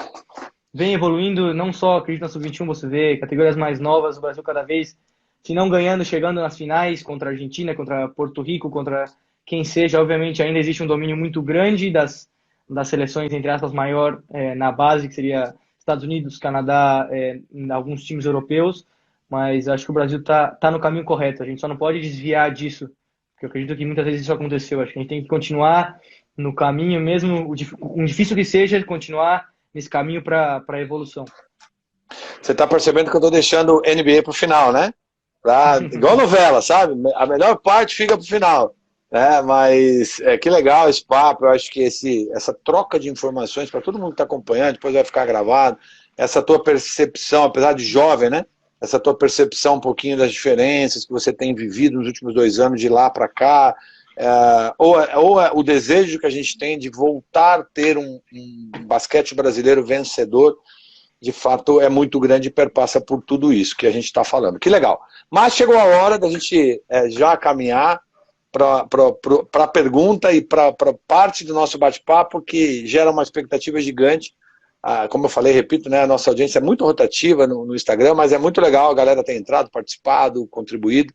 E a pergunta é, Caio Pacheco, você foi inscrito no draft da NBA, eu estava lendo um pouquinho sobre isso hoje. O draft ele tem dois rounds, né, 2 etapas de 30 jogadores, e você não está, né, nessa lista dos 30, né? Pelo que eu estava lendo agora pela manhã, no round 1 e no round 2, porém existe a expectativa aí de você poder estar participando aí, né, como inscrito. Outro ponto importante, que foi bom esse adiamento de junho agora, até de certa forma, porque é importante que você também tenha uma programação para estar treinando lá nos Estados Unidos. Normalmente, o fato de você estar participando de camps lá anterior ao draft, sem dúvida, é um ponto positivo para o desenvolvimento do teu jogo, e até para os agentes estarem olhando e tudo mais, para que você se desenvolva. O exemplo do Didi é um exemplo interessante, ele foi draftado, se eu não me engano, na 17ª, 16ª, não me lembro, porém, foi emprestado, né? Está jogando na Austrália, se não me falha a memória. E qual que é a tua expectativa? Fala tudo que você pode para a gente que está aqui, alguns já sabem dessa história, outros não, eu não, por exemplo, de detalhes. Como é que está essa expectativa, como é que está esse dia 25 de outubro que não chega nunca? É difícil, como você falou, o draft é composto de 2 rodadas de 30 jogadores. As escolhas, obviamente, aquilo que as primeiras são meio já certas, obviamente dependendo dos times na verdade foi adiado porque existe uma sequência no draft dos times, das Escolhas. das possíveis escolhas. E isso ele só pode ser feito depois que termina a temporada regular. Por isso foi adiado por todo esse tema da pandemia. Eu acredito que eu estou muito ansioso, obviamente. Existe sim a possibilidade de eu deixar o meu nome. Para quem não sabe, você pode deixar o nome ou tirar até uma certa idade. Sou elegível até o ano que vem. Eu tenho mais um Até ano ainda 22, né? que eu posso colocar o meu nome. Mas também existe a possibilidade de eu deixar o nome. Depende muito do feedback dos managers de lá da NBA, o que eles vão falar, o que eles acham, se tem algum time que realmente vai se interessar. Acredito que por drafts passados você pode ver que existe sim, às vezes, alguma coisa diferente assim. Obviamente, muito ansioso, esperando bem ansioso por esse dia. Como você falou, acredito que o Draft Combine, que seria essa ida minha para lá para treinar e que os caras realmente pudessem ver, dificultou, entre aspas, um pouco. Mas acredito que não tem que ficar pensando dessa maneira negativa, pensar nas coisas positivas. Se for para acontecer, vai acontecer. Eu acredito que eu estou trabalhando muito, sempre trabalhei muito, desde sempre trabalhei para chegar no meu máximo. Mas se isso chegar a acontecer, acredito que vai ser algo imensurável. Não existe, não vou Sonho, né? conseguir, não vou conseguir descrever, porque realmente é um sonho desde que eu tenho lá, desde pequenininho. Seja, tem alguns sonhos, obviamente, pisar numa quadra de uma NBA, jogar uma Olimpíada pelo meu país. São coisas que você coloca como um sonho distante e se chega a acontecer vai ser algo muito lindo. Mas a verdade é que se não acontecer, eu vou continuar trabalhando para que um dia isso possa se tornar realidade. E se nunca se tornar, eu acredito que o mais importante é que eu comigo mesmo saiba que eu tentei o meu máximo, que eu fiz o meu máximo, que realmente não foi possível mais. Tô obviamente ansioso, mas tem que esperar até 25 de outubro, pelo menos, por agora, e vamos ver o que vai acontecer. Pensar positivo sempre, acreditar em Deus acima de tudo, acreditar na sua fé, principalmente no seu talento, isso é o mais importante. Eu já queria emendar para as perguntas finais e te fazer a seguinte pergunta, olhando para a NBA. Quais são os seus sonhos? Não quero falar a palavra não, tá? Vamos esquecer o não, mas quais são os seus sonhos? Tem seleção brasileira? Tem sequência da carreira na Argentina? Fala para mim, quais são? Gostaria de saber e deixar registrado. Bom, acredito que meus sonhos maiores, questão do esporte, sempre foram, como eu falei, jogar na NBA. Sempre foi algo que eu sempre sonhei, foi um sonho muito distante, eu vivia muito distante, mas é uma coisa que pode acontecer, jogar um mundial, uma Olimpíada vestindo a camisa da seleção brasileira também é um sonho muito distante. Como sonhos maiores seriam esses dois. Tenho um sonho também de jogar um dia uma Euroliga, algo que eu almejo, pisar numa quadra, de jogar um jogo de Euroliga. Acredito que esses três sejam os meus sonhos no esporte. Obviamente, tenho sonhos fora do esporte também, mas acredito que Uhum, não vem ao caso falar aqui. Mas, uhum. obviamente, são coisas muito grandes de colocar no papel, mas eu tenho anotado no papel alguns sonhos, algumas metas. Já tem algumas que já estão riscadas nessa lista.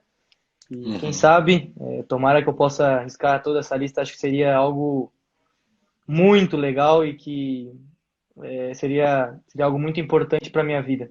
Obviamente, pode chegar também a não acontecer, mas sonhar não custa caro. Sonhar não tem que pagar para sonhar. Então, acho que é importante. Sonhar e perseguir os sonhos é o caminho, né? Sem dúvida alguma. Caio, a gente está chegando na parte final aqui do nosso resenha esportiva desse dia 13 de junho com Caio Pacheco, esse jovem talento do basquetebol brasileiro, também argentino, mundial. É, Antes de você deixar sua mensagem final, eu gostaria já de antemão de agradecer você por ter aceito o convite, por ter participado. Como eu falei, essa nossa entrevista ela fica para a história, vai estar para o nosso canal do YouTube, vai ficar registrada, depois você vai lá, pode rever, pode, enfim, tê-la para sempre ali nesse nosso registro. Agradecer teu pai, Álvaro Pacheco, tua mãe, Ana Paula, todos os teus parentes aí, que são pessoas que te criaram, a gente percebe, eu não te conhecia ainda nesse bate-papo, foi um bate-papo aberto, né, mas não te conhecia, mas dá para a gente perceber a tua índole, teu caráter, tua formação, seja como homem, seja como atleta, seja como filho, como irmão, né, cara? Isso é muito importante, as respostas sempre muito claras, muito concisas, sempre muito consciente. Sem dúvida alguma, isso é mais importante. A gente aprende, Caio, e eu aprendi na minha carreira de mais de 30 anos de esportista, que a gente não apenas somente forma campeões. O esporte não somente forma vencedores ou medalhas ou troféus que vão para o nosso estante. Sim, forma homens. Homens que levam uma vida, que formam famílias, que seguem as suas histórias, que seguem as suas trajetórias lutando a cada dia. Isso está muito claro, né, no teu brilho no olho, está muito claro na tua carreira até agora, está muito claro naquilo que você quer buscar, e o futuro só a Deus pertence. Nós precisamos trabalhar, como você bem colocou, sonhar e trabalhar e continuar sonhando, porque Deus com certeza nos ampara e nos dá, sim, sempre o melhor caminho que a gente tem a seguir. Então, eu gostaria imensamente de parabenizar você por essa pessoa maravilhosa que você é, por esse menino aí de ouro, que você trilhe um caminho do sucesso, né, seja realizando os teus sonhos na Euroliga, na NBA, no basquete argentino, no basquete brasileiro, no basquete de modo geral, mas continue mantendo as suas raízes de homem, de dignidade, de integridade, que isso é mais importante de tudo. Que você tenha muita saúde, que você tenha muita, muita luz e muito sucesso na continuidade da tua carreira, tá bom?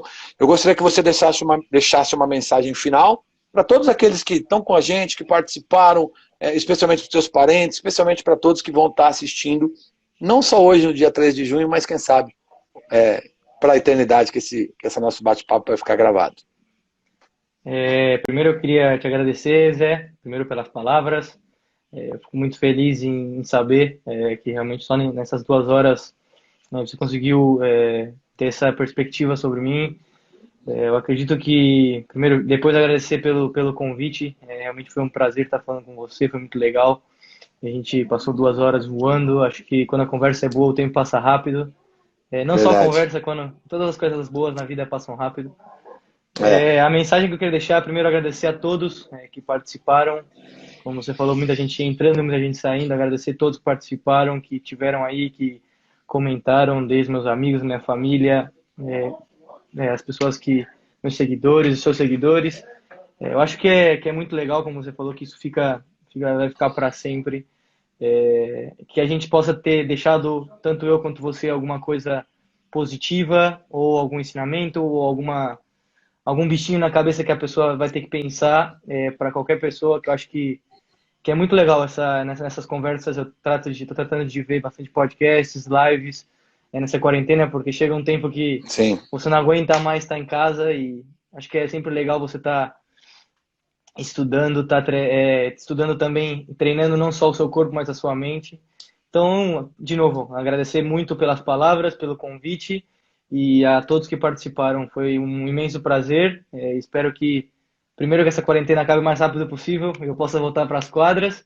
E depois que todos tenham saúde, que a gente siga bem e a gente possa passar por essa fase difícil que nós estamos vivendo o melhor possível. A gente sempre fica o aprendizado, né, Caio?